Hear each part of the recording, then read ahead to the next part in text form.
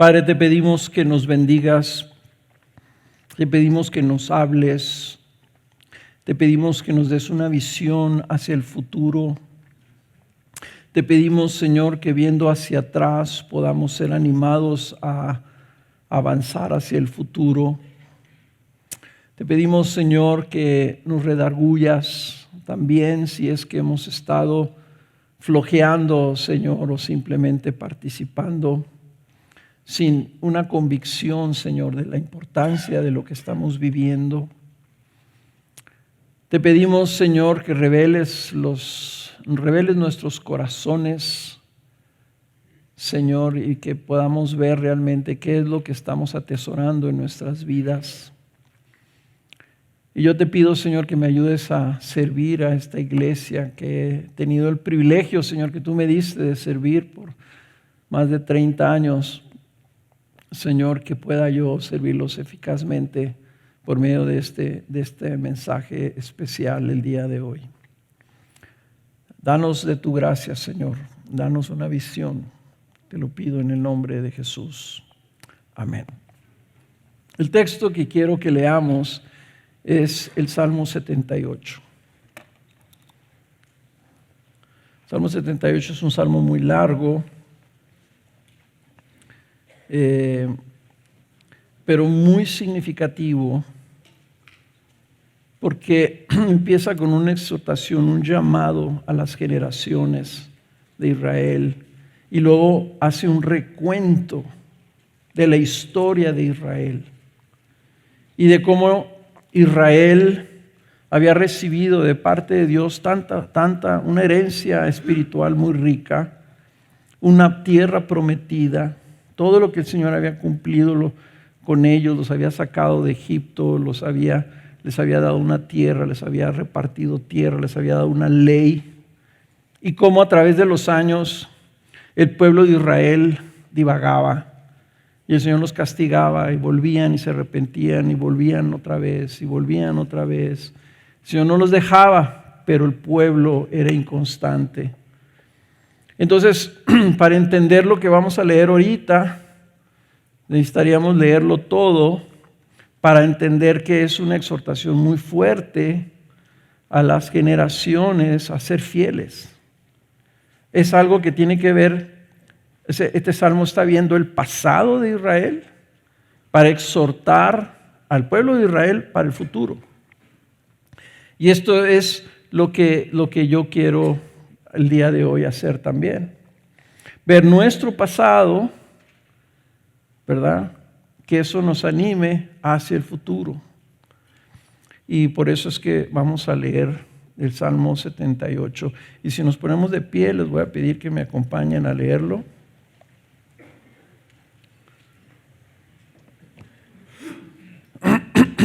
Salmo 78, versículo 1, y solamente vamos a leer hasta el versículo 8. Escucha, pueblo mío, mi enseñanza. Inclinen ustedes su oído a las palabras de mi boca. En parábolas abriré mi boca, hablaré enigmas de la antigüedad, que hemos oído y conocido y que nuestros padres nos han contado. No lo ocultaremos a sus hijos, sino que contaremos a la generación venidera las alabanzas del Señor, su poder y las maravillas que hizo. Porque Él estableció un testimonio en Jacob y puso una ley en Israel, la cual ordenó a nuestros padres que enseñaran a sus hijos para que la generación venidera lo supiera, aun los hijos que habían de nacer. Y estos se levantaran y lo contaran a sus hijos para que ellos pusieran su confianza en Dios y no se olvidaran de las obras de Dios, sino que guardaran sus mandamientos y que no fueran como sus padres, una generación porfiada y rebelde, generación que no preparó su corazón y cuyo espíritu no fue fiel a Dios. Pueden tomar asiento.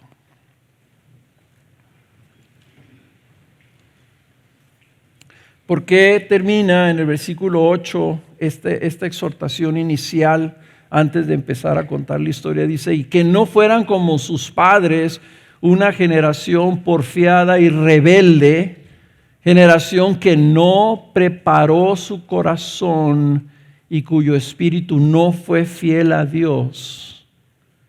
Porque a partir del versículo 9 empieza a relatar esa historia.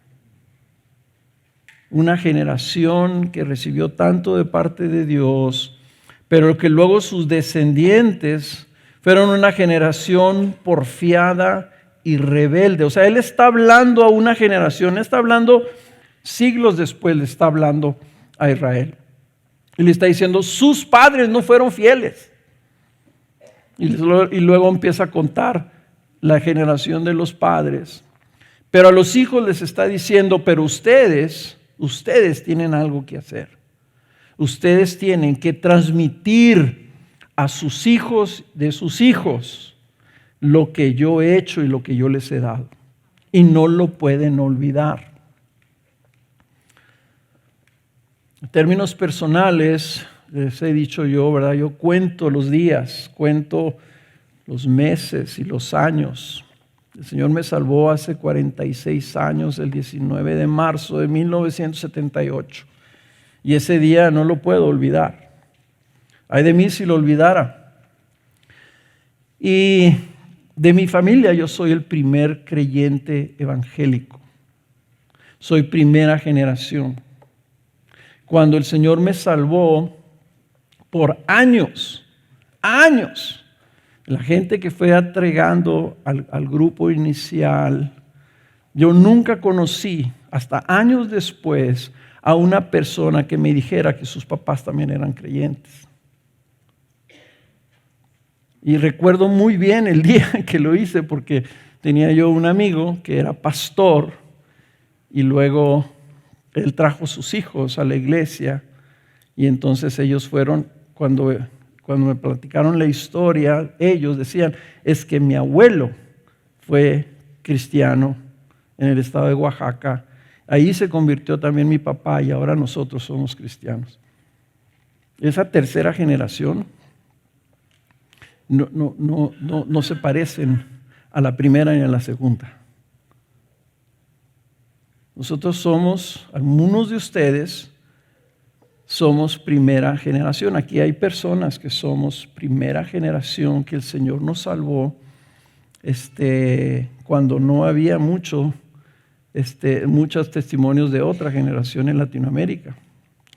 Y yo a mi edad no puedo evitar voltear hacia atrás y ver todo lo que el Señor me ha permitido vivir, todo lo que me ha permitido hacer.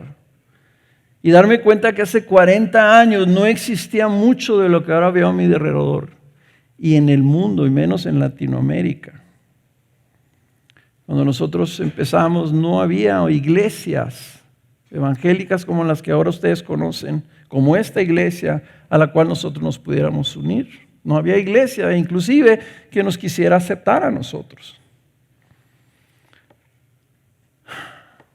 Pero ver hacia atrás no solo no tiene sentido, sino nos ayuda a anticipar mejor y con mayor claridad y fe lo que está por delante. Y la idea de ver hacia atrás es para que luego eso nos ayude a ver hacia el futuro, como el Salmo 85 lo dice, porque esto que hemos visto tu gracia, entonces te pedimos más gracia para el futuro. Y lo que he tratado yo de impresionar al equipo pastoral es la carga que tengo, que seamos capaces de transmitir a las próximas generaciones lo que nosotros mismos hemos recibido en el pasado. Porque que nosotros hayamos recibido algo no significa que las próximas generaciones seguirán siendo fieles en ello y van a continuar con paso firme hacia adelante. Y ha sido trágico ver en muchos casos en donde Dios se manifestó en el pasado, que luego pasa esa generación y lo que las generaciones antiguas dejaron ya no existe. Y hay múltiples ejemplos de eso. Más bien los ejemplos donde hay continuidad son la excepción. Y eso me da tristeza a mí, ¿verdad?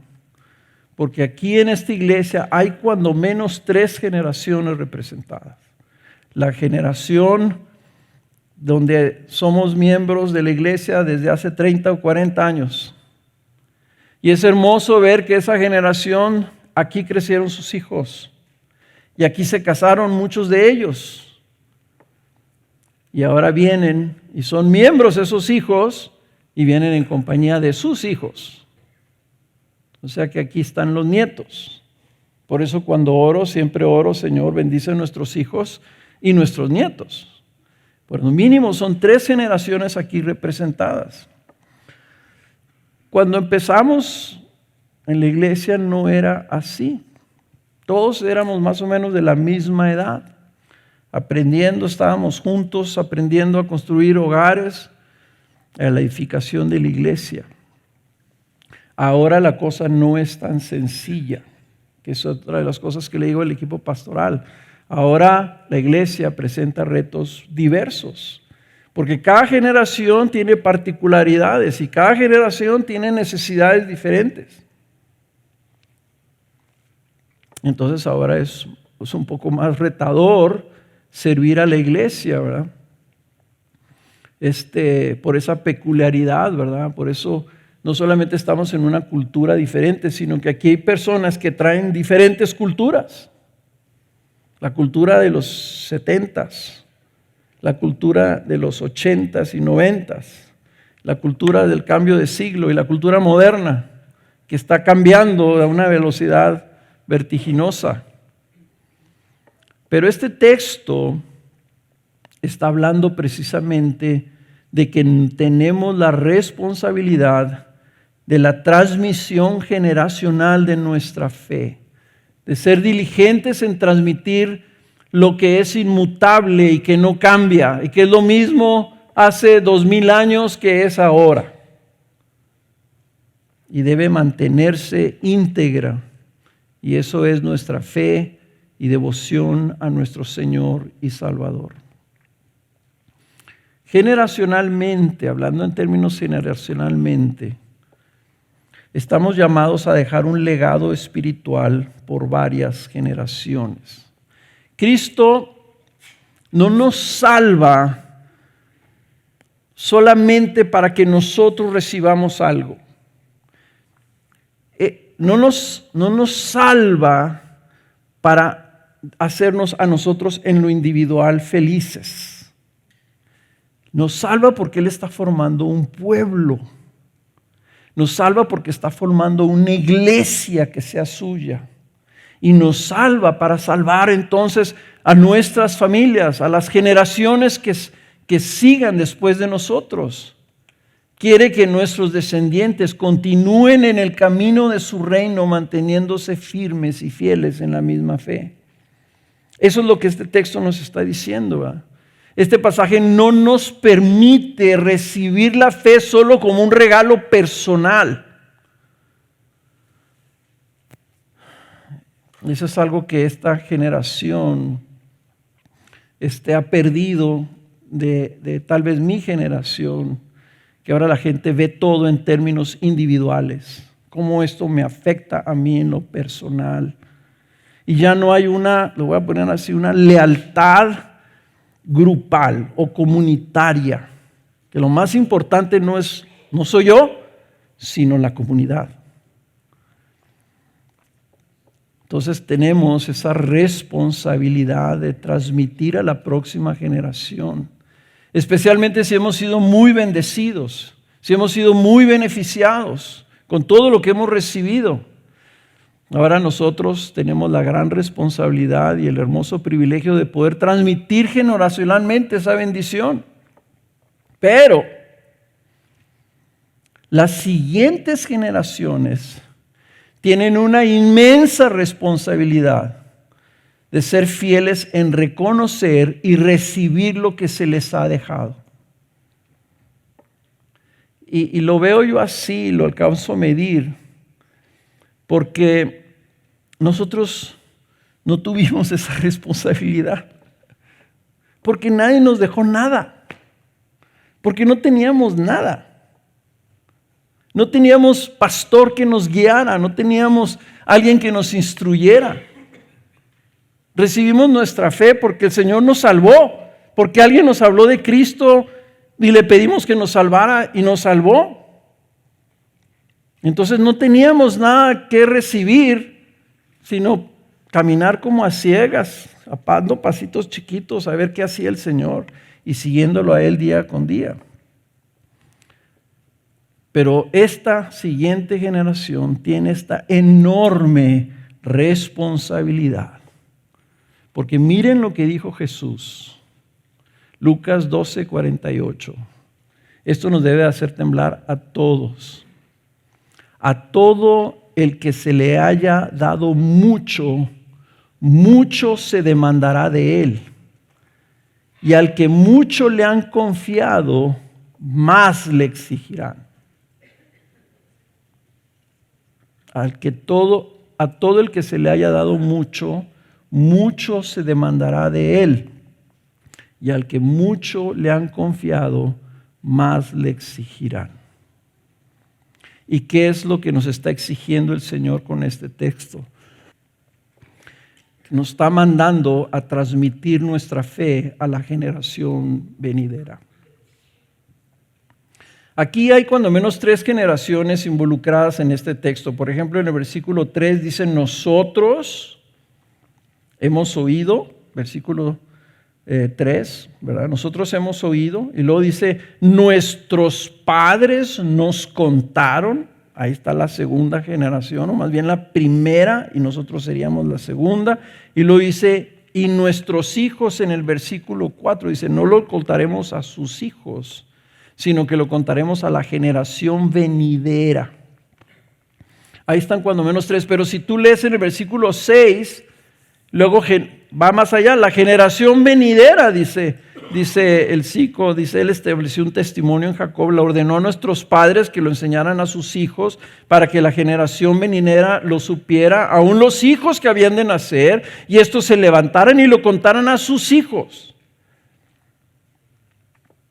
Aún los que habrían de nacer, o sea, que aquí el mensaje es bien importante tanto para los padres como para los hijos, pues unos están recibiendo y otros están transmitiendo.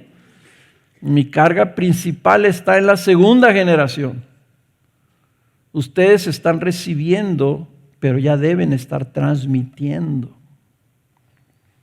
Todos siempre de alguna forma estamos recibiendo. Nadie tenemos nada original, nunca dejamos de recibir y nunca dejamos de transmitir. Todo lo que tenemos lo hemos recibido de alguien que lo ha recibido antes. Pero si tú ya tienes mi edad, tú ya deberías de estar pensando qué es lo que tú le vas a dejar de tu vida a tus nietos y a la posteridad y a la iglesia futura. Y yo sé que estoy hablándole aquí a muchos jóvenes y le estoy hablando a muchos solteros. Y dicen, yo todavía no tengo hijos y todavía no tengo nietos. Pero aún tú, sin hijos y sin nietos, este mandato se aplica a tu vida, porque tal vez tu responsabilidad ahorita es recibir, aplicar en tu vida, para luego transmitirlo a otros con tu vida, con el testimonio de tu vida. Todos estamos en ese camino de recibir y de transmitir. ¿Cuál es el objetivo? El objetivo de este pasaje, ¿qué es? El objetivo es la transmisión de nuestra fe.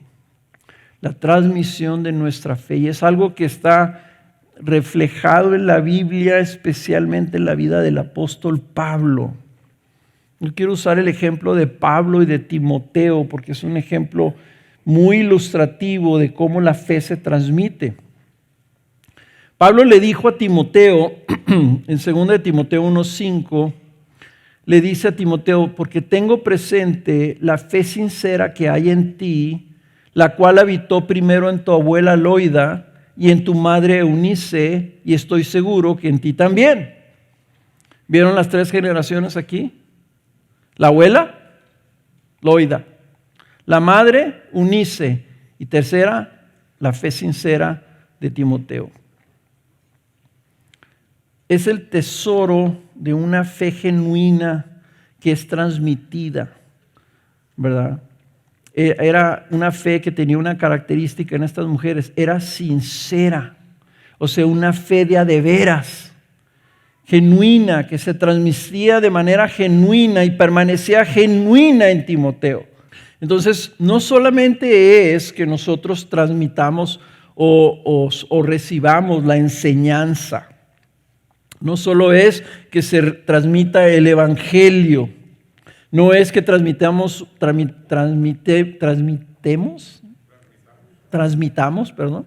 una religión, sino que debemos de transmitir la fe, que es lo que el evangelio implica, todo lo que representa.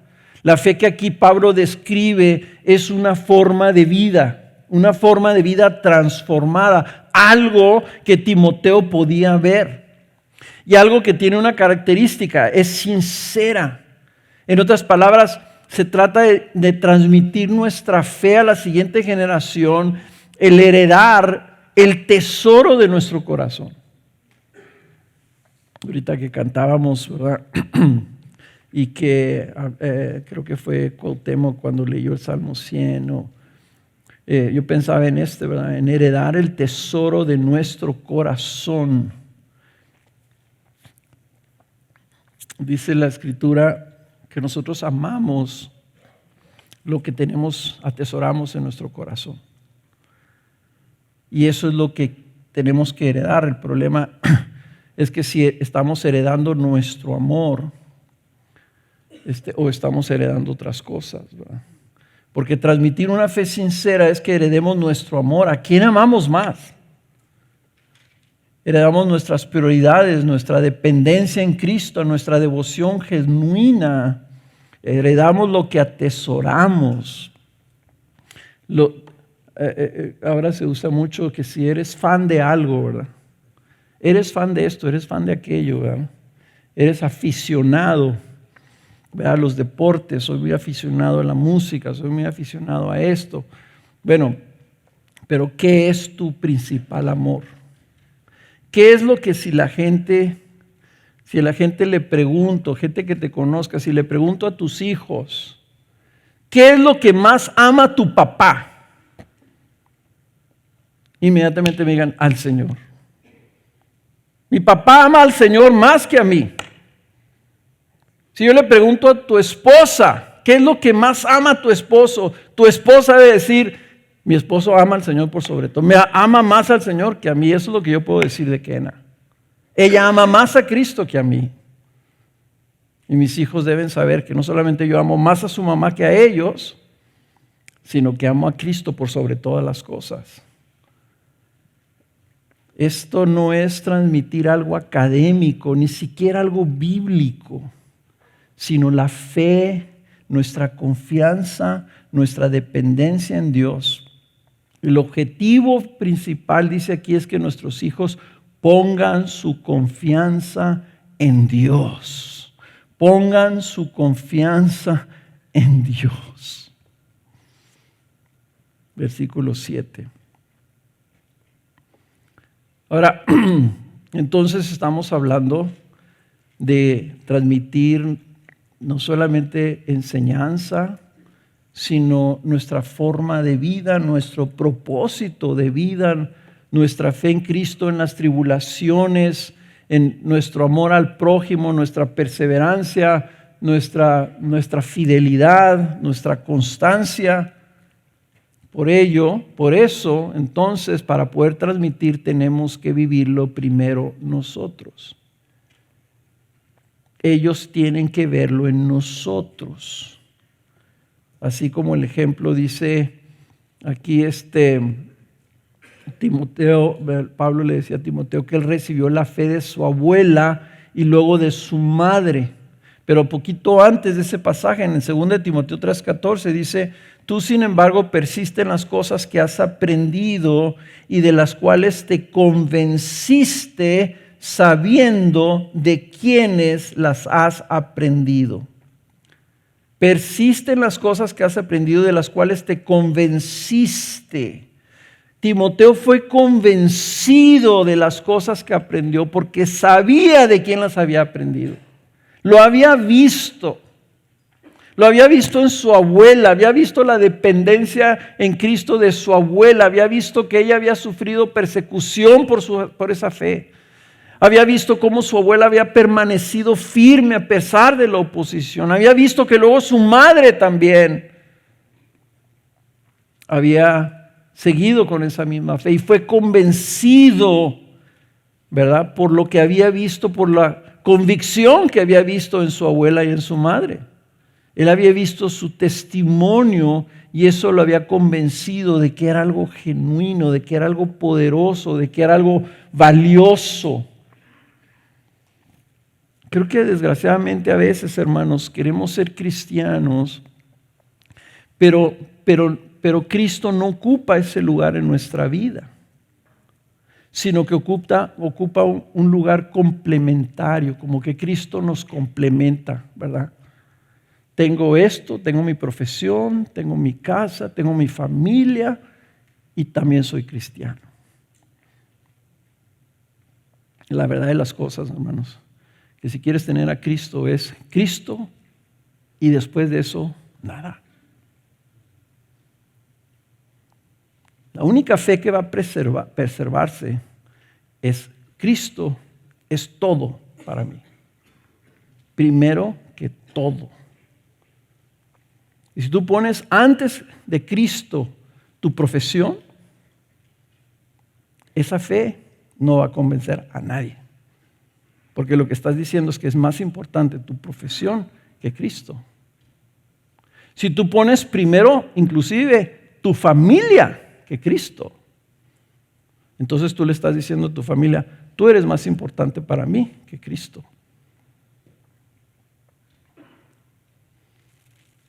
Y se los digo, hermanos, porque Cristo demanda, y lo dice Deuteronomio, amarás al Señor tu Dios con todo tu corazón, con todo tu alma, con toda tu fuerza, con todo. Y no puedo yo decir, sí, es que hay otras cosas también importantes. La verdad, las cosas es que no la hay.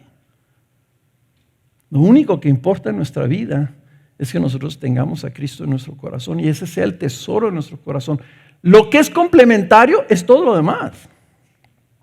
Todo lo demás es complementario. Todo lo demás es pasajero. Lo único que es eterno es el amor a Cristo. Y lo único que necesitamos es Cristo. Entonces cantamos nosotros, dame a Cristo, ¿verdad? Dame a Cristo. Solo Cristo, solo Cristo. Pero la pregunta es si realmente lo creemos, si lo estamos viviendo y si ese es el testimonio que le estamos dando a la siguiente generación. O si ese es el testimonio que tú quieres recibir. Si tú estás en esta iglesia y quisiste ser miembro de esta iglesia, porque le estoy hablando principalmente a los miembros, porque dijiste, yo aquí, esta fe que está aquí en esta iglesia, o sea, me acomoda, me gusta. Si te comunicamos ese mensaje, hay de nosotros si te comunicamos ese mensaje. Porque el mensaje que deberías tú de recibir de nosotros es Cristo o nada. Esta iglesia puede desaparecer, ¿verdad? Pero Cristo nunca debe ocupar un segundo lugar en mi vida.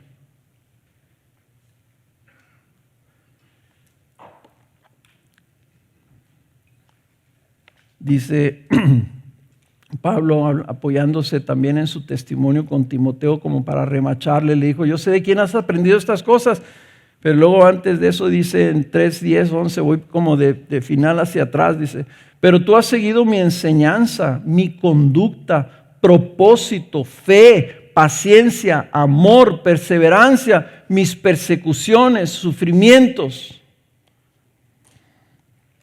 O sea, Pablo le está diciendo ahora a Timoteo, fíjate lo que ha sido mi vida. No solamente mi enseñanza, sino mi conducta. ¿Y cuál es el propósito de mi vida? ¿Cuál es mi fe? ¿Dónde está plantada mi fe? Si yo estoy caminando con paciencia, que paciencia aquí es casi una palabra parecida a la perseverancia, sino que es permanecer a pesar de lo que está viniendo adelante, dice su amor. Pablo vivía para Cristo, ¿verdad? Y lo llevó a persecuciones, y en las persecuciones Pablo fue fiel al Señor, y ahora le está diciendo a Timoteo, esto es lo que tú tienes también que vivir. Es tan importante el mensaje como el transmisor del mensaje. Si nuestra fe es nominal y tibia, eso será lo que vamos a transmitir a nuestros hijos. Ahorita les citaba Deuteronomio 6:5. Amarás al Señor tu Dios con todo tu corazón, con toda tu alma y con toda tu fuerza. Y luego dice Moisés, y estas palabras que yo te mando hoy estarán sobre tu corazón.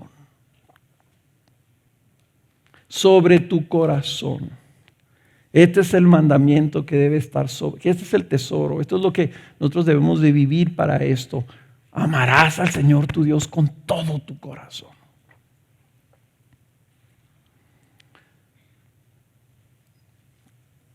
Podemos, como iglesia, ocuparnos de muchas cosas. Tener muchos programas, muchas actividades. Ahorita se anunció Gama. Pero gracias a Dios los jóvenes, adolescentes están escuchando este mensaje. Dejarlo todo para ganarlo todo.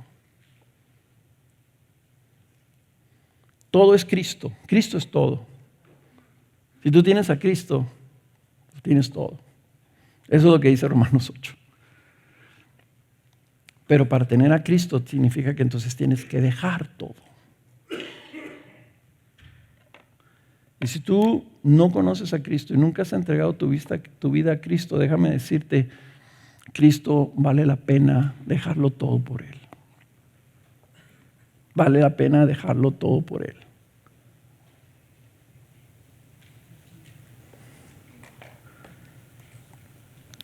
Entonces, nosotros estamos tratando de comunicar algo a la próxima generación. ¿Qué tiene que ver eso con la iglesia? Pues lo que tiene que ver es que algunos que hemos sido llamados por el Señor y que amamos a Cristo, quisiéramos comunicarle a la próxima generación que eso es lo que tú debes buscar y aspirar, y eso es lo que tú debes atesorar como iglesia, ¿verdad? Que ames al Señor con todo tu corazón.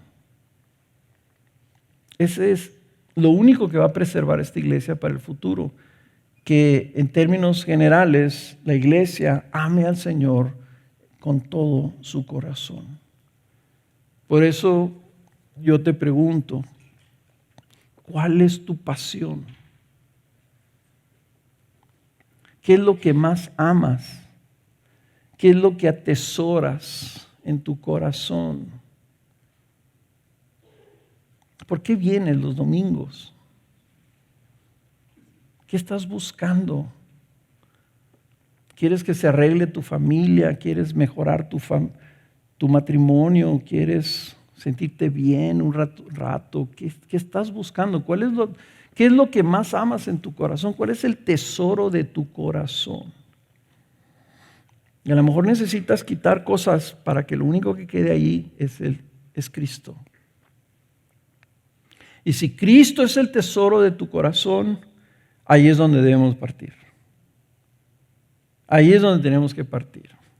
Y nuestra responsabilidad como primera generación, ¿verdad? O los mayores o los pastores, lo que tenemos que comunicarte es eso. Cristo debe ser el principal tesoro, el mayor tesoro, el único tesoro. Es más, no sé si se puedan tener varios tesoros. Realmente si tesoras algo es el único tesoro que tienes. Todo lo demás pierde su brillo cuando tienes a Cristo como tesoro. Ahora, este texto nos dice para qué hemos de transmitir nuestra fe.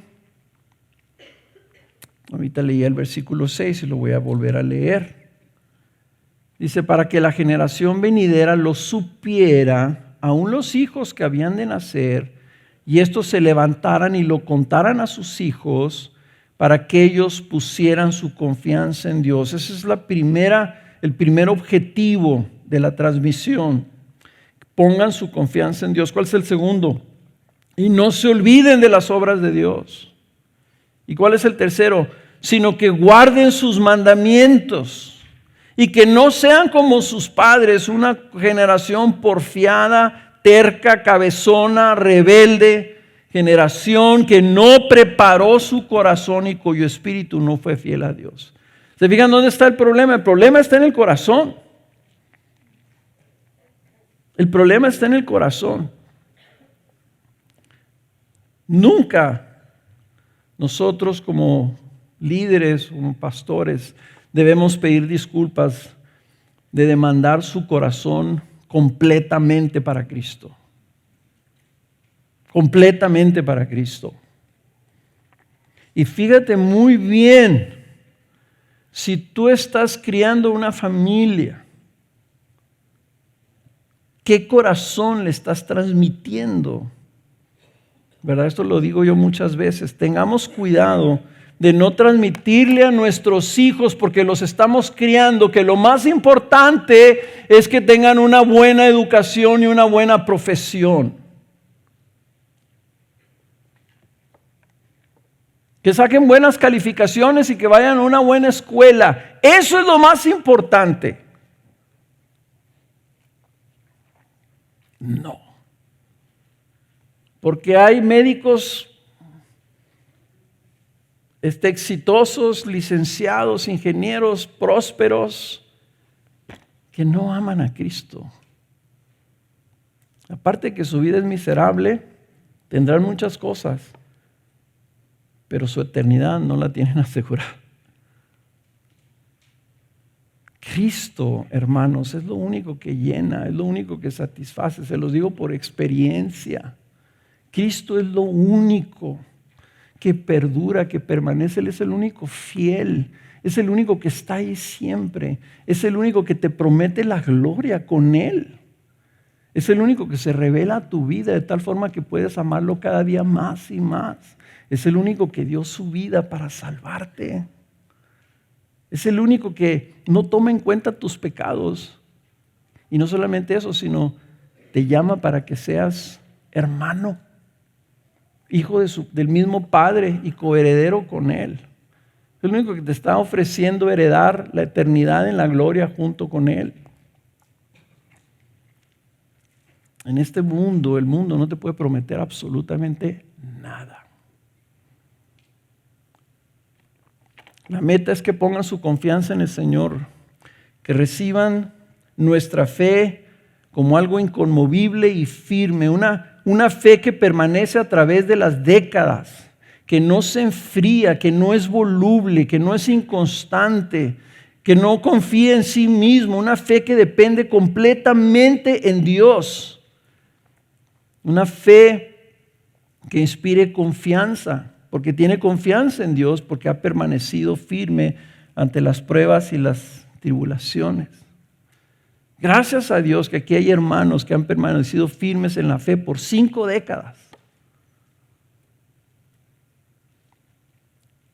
Pregúntate si tú crees que tu fe te va a durar por 5 décadas, en las buenas y en las malas. Firme, inconmovible, o serán como muchos otros que han abandonado el barco ante la primera dificultad. Segunda meta era que no se olviden de las obras del Señor. Y aquí el autor del Salmo 78, Asaf, cuando él habla de las obras del Señor, él estaba hablando del pasado de Israel, de cómo el Señor los había rescatado. Y yo me pregunté, bueno, Señor, ¿y cuáles son las obras maravillosas que tú no quieres que nosotros nos olvidemos? Y lo único que vino a mi mente es esta congregación. Esta es la obra más maravillosa que yo conozco que ha hecho Dios. Y he visto muchas cosas que ha hecho Dios, muchas cosas hermosas. Esta es la más maravillosa. Hace 45 años éramos un grupo de unos 25 a 30 jóvenes. A veces había 20, porque 10 se quedaban dormidos. La mayoría éramos solteros universitarios. Dios nos había salvado soberanamente, no en una iglesia, sino a través del testimonio de otros jóvenes. El grupo Delta, hermanos, es comparado el grupo Delta con ese primer grupo. Delta es una maravilla. Aparte que es más del doble del tamaño de lo que éramos nosotros. El nivel y la madurez de lo que éramos nosotros no era mucho. Teníamos una Biblia y un librito de coritos carismáticos. Un par de nosotros, Mauricio Hellman, tenían guitarra y nos reuníamos en un parque. Esto fue de 1975 a 1981 y creo que pusieron una foto de lo que éramos. Eso éramos. No teníamos pastor, no teníamos enseñanza, no teníamos dinero, no teníamos nada, pero amábamos a Cristo. Y nos reuníamos allá afuera, después compramos una carpa, después empezó a ser más gente y anduvimos vagando por ahí en varios lugares rentados, en un restaurante, en un salón de conferencias, después en una casa. Y ya cuando éramos entre unos 50 personas más o menos, empezamos en un salón construido con 3 trailer homes. Compramos un terreno y ahí pusimos tres trailers que compramos, que habían sido un banco antes, ¿verdad? Y ahí es donde conocimos de Gracia Soberana y llegamos a ser hasta unas 100 personas. Eso fue de 1986 a 1989. Fue poquito tiempo que estuvimos ahí atrás del Hotel Monte Carlo, cerca de la curva de San Lorenzo. Por un milagro de Dios, permutamos ese terrenito de 2,000 metros cuadrados por uno de más del doble del tamaño, más de 5,000 metros cuadrados, en la Plutarco Elías Calles, en donde construimos esas 100 personas, 120 personas, construimos un edificio de 500 metros cuadrados, más o menos el tamaño del anexo. ¿Ok? ¿Cómo y de dónde? No tengo idea. Construimos un edificio bien alto, cuadrado, ¿verdad? Y ahí, por la gracia de Dios, empezamos Visión México. Y ahí muchos de ustedes se acuerdan. Aquí hay más gente, obviamente de los primeros éramos bien poquitos y hay muy poquita gente aquí de ellos.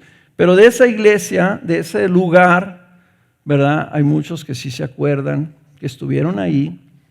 Llegamos a ser hasta 400 personas y estuvimos ahí desde 1989 hasta el 2001.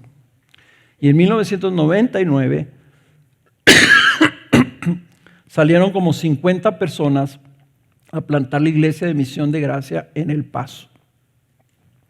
Y en el año 2000, por la pura gracia de Dios y por su mano poderosa, se nos concedió construir este edificio en un año. Casi como está ahorita, así se construyó este edificio en un año. Con una visión de que Dios lo iba a llenar y lo iba a usar de manera asombrosa y maravillosa, y esta ha sido la historia de esta congregación. Y a veces las personas, la gran mayoría de ustedes han venido a ser parte de esta iglesia aquí en este lugar. Y tal vez piensan, y no sé si pensaron o se preguntaron, ¿y esto de dónde salió? ¿Quién les dio esto? ¿Quién hizo esto? Lo hizo el Señor. Lo hizo el Señor. Y yo les he contado la historia a varios, ¿verdad? De cómo lo hizo. Y es una historia que yo creo que cuando lo he contado a las personas no me creen, pero así lo hizo. De nosotros no tener nada y no saber qué hacer, porque aunque cabíamos en la iglesia, la escuela estaba completamente saturada. Y no teníamos un 5 y el Señor nos dio este edificio. Esto es una maravilla del Señor. Y tal vez tú no estuviste en esos años, pero estás aquí ahora. Y la pregunta es, si ahorita vemos 40 años para adelante, ¿qué no podrá hacer el Señor con esta iglesia en 40 años? Que sea maravilloso, que sea asombroso. Entonces el Señor nos bendijo grandemente y nos trajo hasta aquí. El mismo Señor puede tomar esta congregación para los próximos 40 años y hacer algo maravilloso también. ¿Qué se requiere? Que transmitamos nuestra fe. Que la fe que tuvieron esos jóvenes, que la fe que tuvieron esas 100 personas, que esa fe, que ese sacrificio, que esa entrega, la tengan ahora todos ustedes. Para el futuro, para lo que el Señor quiere hacer. Y la tercera meta es que guarden sus mandamientos, dice aquí. Que permanezcan fieles en obediencia. La fidelidad se mide en obediencia. Porque miren, el otro día me topé un monchecito de fotos, no sé por qué estaban ahí en mi recámara y me los topé. Cuando pusimos la primera piedra en noviembre del 2000. Primera piedra de esta iglesia. El 9 de septiembre del 2001 nos cambiamos aquí.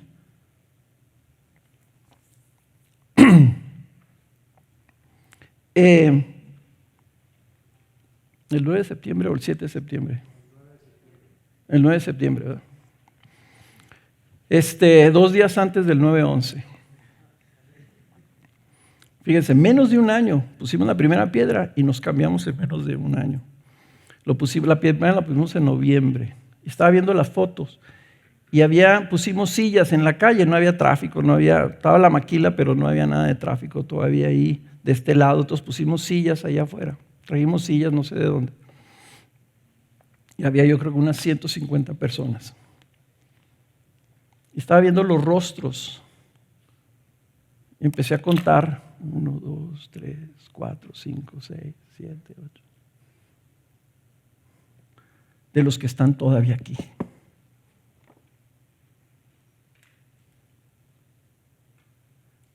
Y eso te hunde el corazón. Porque una cosa estoy seguro. Es que muchos de ustedes no van a estar aquí dentro de 40 años. Varios de esos que no pude contar ya están muertos. Varios. Buen número. Otros se fueron a otras iglesias. Otros no sé qué pasó con ellos. Pero en todas las fotos que tenemos del pasado, lo más triste para mí es ver a tantos que no están.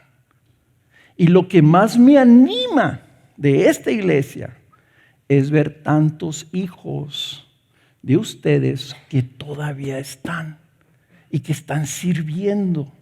Tercera generación que están sirviendo esta iglesia, que están permaneciendo aquí, que se están haciendo miembros, que se están bautizando. Ese es el futuro.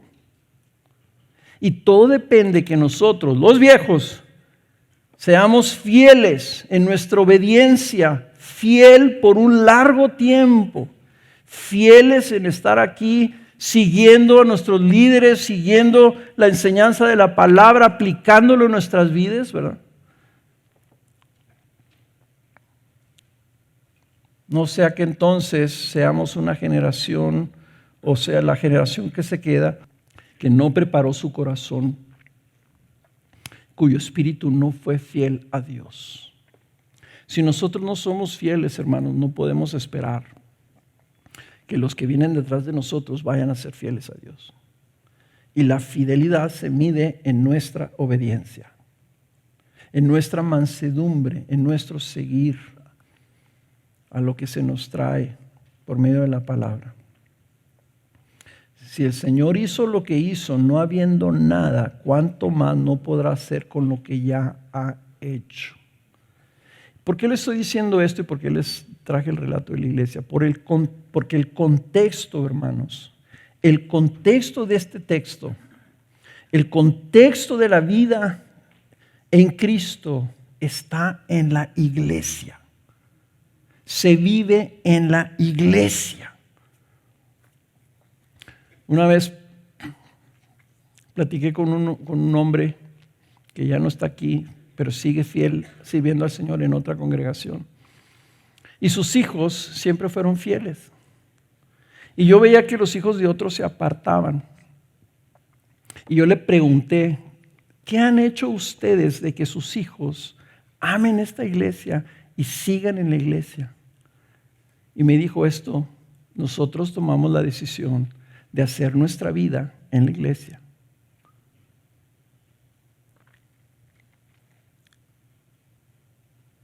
Todo el contexto donde hemos de vivir estas cosas, donde se ha de transmitir nuestra fe, es la iglesia. Porque lo que les mostré ahorita y les platiqué ahorita de la más grande maravilla que he visto yo, es una iglesia que Él formó. Es algo que Él hizo. Dios nos llamó y nos fue formando. La iglesia no es nuestra, la iglesia es de Él. Ahora, la iglesia es de Él, pero es para nosotros. Entonces, si tú dices, esta es mi iglesia, está correcto que lo digas, siempre entendiendo que es para ti, pero le pertenece a Él. No sé si me explico. La iglesia es de Él, aunque sea para ti. Él edifica con vasos de barro. Entonces, ser fieles a la iglesia es la manera de reconocer que la iglesia es de Él y que es aquí en donde debemos de colaborar con su propósito para que sus hijos vivan como una familia, en un contexto de iglesia local. Lo que Él quiere es un pueblo, así como está en Israel, en el pueblo. Por eso vamos a ver Éxodo, para que aprendamos a ver la iglesia como un pueblo. Fuera individualismo. El Señor te salvó para que seas parte de un pueblo.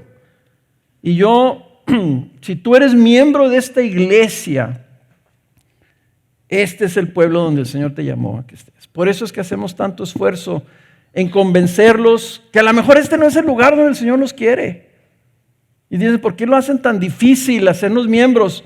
Pues para que estés bien convencido, ¿verdad? Que si perseveras, quiere decir que yo creo que el Señor sí te trajo aquí. Porque luego te vamos a pedir que ames esta iglesia, que cuides esta iglesia, que perseveres en esta iglesia, que te sacrifiques por esta iglesia, que lo des todo por esta iglesia. Y tú vas a decir, caray, oye, espérate, no, yo vengo a esta iglesia pues para recibir. No, debemos estar en esta iglesia para darle al pueblo lo que el Señor nos ha dado a nosotros. Estamos en esta iglesia para darle a la iglesia, para darle a Cristo. Y si viniste al revés, pues ojalá y esto te ayude a cuando menos a sacudirte un poquito, a pensar y decir, caray, ¿a poco yo estoy al revés? Porque no se va a preservar la iglesia si tú tienes una mentalidad de que la iglesia es tuya y debe de estar ahí para satisfacerte a ti. No se puede así. Si Dios te ha llamado a esta iglesia, y le estoy hablando a los miembros, ¿ok? Entonces espera que seas fiel en hacer todo lo que está de tu parte para que esta iglesia permanezca y cumpla su propósito para lo que fue creada. Y los profetas menores hablaban al pueblo y decían, ¿por qué corren ustedes a edificar sus casas? Dice, mi casa está abandonada. Porque es más importante tu casa que mi casa. Porque es más importante tu familia que mi familia.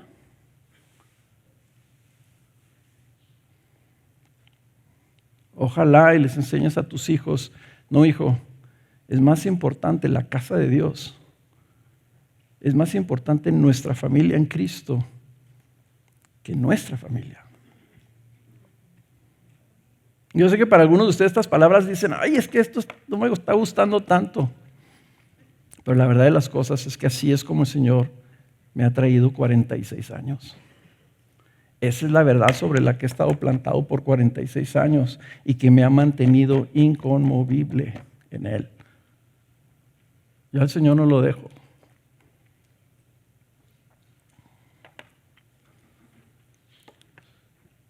Entonces, preparar tu corazón significa que buscas ser fiel en caminar como iglesia.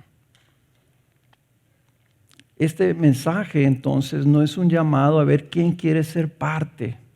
¿A quién le gustaría, hermanos, ser parte de este proyecto por los próximos 40 años? Échale ganas, únete a nosotros. No. Este es un llamado a los que el Señor ha traído y los ha llamado a que sean parte de esta iglesia. Entonces, obedezcan el mandato divino de perseverar y de transmitir y recibir la fe. Es un mandato que Dios nos da. Decir, esto es lo más importante, lo más amado para mí es mi iglesia. Y lo voy a poner así, ¿ok? Yo sé que va a sonar raro. No viene así en la Biblia, pero yo te lo voy a poner así. ¿Qué es más importante para el Señor? ¿Su pueblo o tú?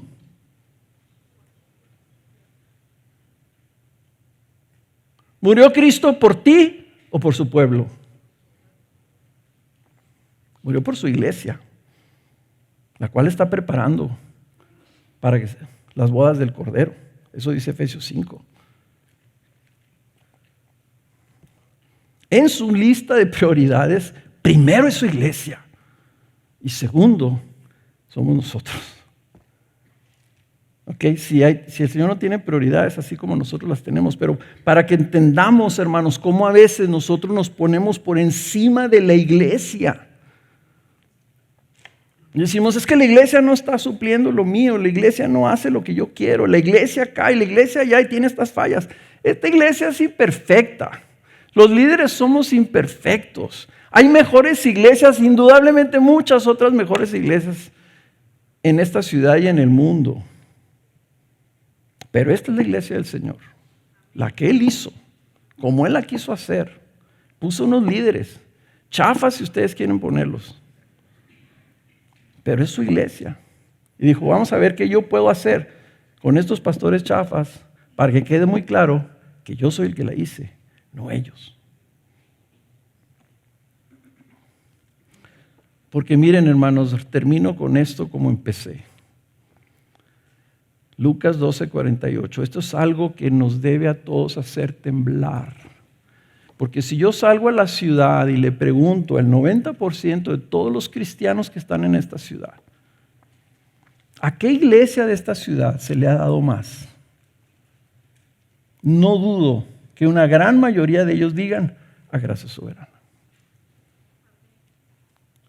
A todo el que se le haya dado mucho, mucho se demandará de él, y al que mucho le han confiado, más le exigirán.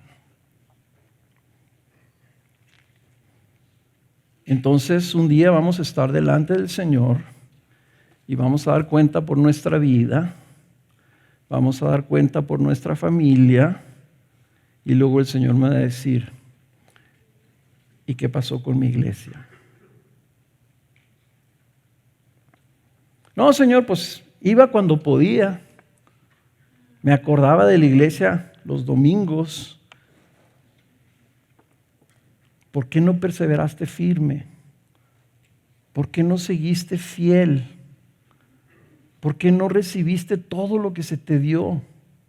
¿Por qué no aprovechaste? ¿Por qué no creciste? ¿Por qué no te esforzaste? ¿Por qué no permaneciste?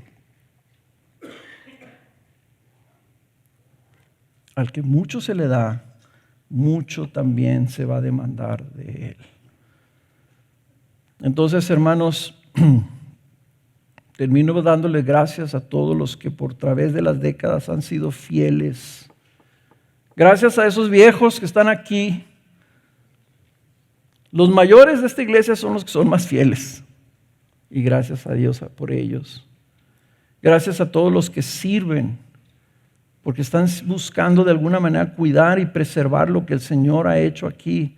Y gracias a los jóvenes que ya están sirviendo y que tienen amor por esta iglesia, ustedes son nuestra esperanza para el futuro. Gracias a todos los que aman esta congregación y desean servirla y cuidarla. Les digo esta promesa: si el Señor hizo todo esto, va a seguir usándolos a ustedes, que permanecen fieles para seguir adelante a todo lo que Él tenga para allá, que no nos podemos ni siquiera imaginar. Amén. Vamos a ponernos de pie porque vamos a tomar la cena del Señor para sellar este mensaje.